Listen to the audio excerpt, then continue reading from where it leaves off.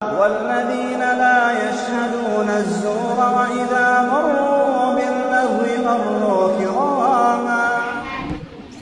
அல்லாஹ்வுடைய தூதர் முஹம்மது நபி ஸல்லல்லாஹு அலைஹி வஸல்லம் அவர்கள் நாம் தினமும் பேண வேண்டிய ஒழுக்கங்களை கற்றுத் தந்துள்ளார். அதில் தூங்குவதின் ஒழுக்கங்களை பற்றி நாங்கள் கூற வந்துள்ளோம். தூங்கும் முன் ஒழு செய்ய வேண்டும். தூங்கும் விரிப்பை பிஸ்மில்லா சொல்லி 3 முறை தட்ட வேண்டும்.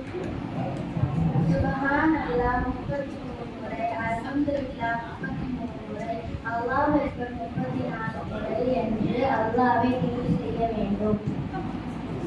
சூரத்துல் நாஸ், சூரத்துல் ஃபலக், சூரத்துல் இக்லாஸ் ஓதி கையில் ஊதி உடல் முழுவதும் தடவ வேண்டும்.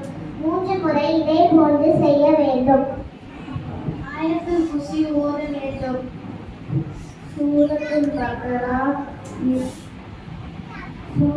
பக்ரா இறுதி 2 வசனங்களை ஓத வேண்டும். வலதுபுறமாக சாய்ந்து கன்னத்தில் கையை வைத்து அல்லாஹும்ம பிஸ்மிக்க அமுத்து வாஹியா என்று ஓத வேண்டும். கடைசியாக துவா ஓதி பேசாமல் தூங்க வேண்டும். அஸ்ஸலாமு அலைக்கும் வரஹ்மத்துல்லாஹி வபரகாத்துஹு. والذين إذا ذكروا